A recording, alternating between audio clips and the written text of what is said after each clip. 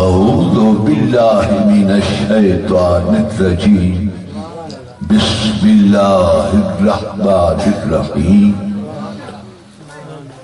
قد نرى تقلب وجهك في السماء فلنولينك قبلة ترضاها وقال النبي صلى الله عليه وسلم بعثت رحمة وقال النبي صلى الله عليه وسلم بعثت معلما وقال النبي صلى الله عليه وسلم ذكر الأنبياء من العبادة وذكر الصالحين كفارة صدق الله العلي العظيم وصدق رسوله النبي الكريم ونحن على ذلك لمن الشاهدين والشاكرين والحمد لله رب العالمین.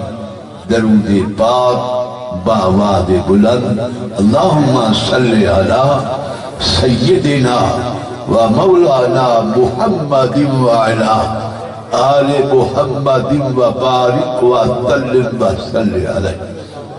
محتشم صاحب صدر گرامی قدر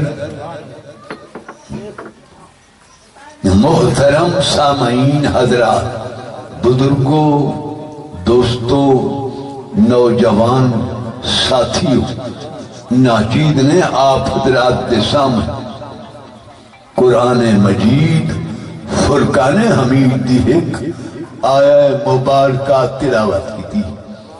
آیہ مبارکہ دی تلاوت بعد نبی اکرم نور مجسم رحمت دو عالم صلی اللہ علیہ وسلم دیا ترے حدیث مبارکہ پیش کی تھی.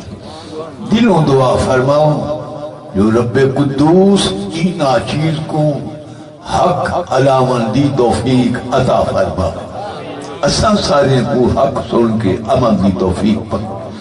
میری محترم سامعین جی میں جو آپ حضرات کو معلوم ہے اے پاکیزہ محفل آمد رسول ذکر رسول حسن رسول میلاد رسول صلی اللہ علیہ وسلم دے سلسلے منعقد ہوئی ہے. دل جاں گہرائن دعا ہے جو رب قدوس بانی محفل دی اکاوش کو قبول فرماوے.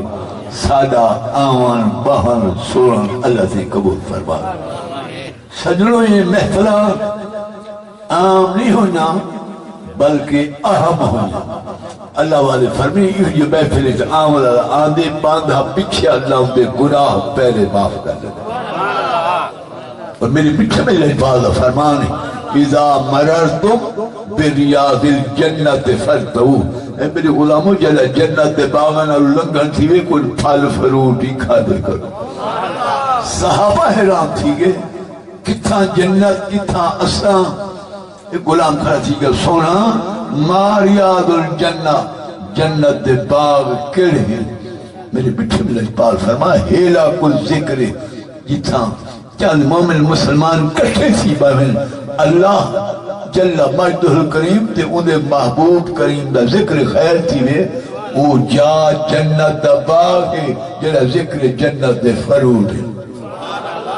میری بسم سامعین خطیب میرے بعد بھی آندے پہنے کچھ بول گئے لیکن ہر گلے را رنگ بوئے دیگر اس ہر پھول دی خشبو وکری ہوتی ہے.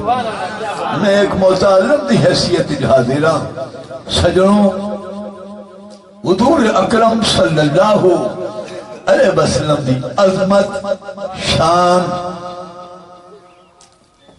رفت اتنی زیادہ ہے آپ کی عظمت کو 1,24,000 پیغمبر بیان کر دی گئے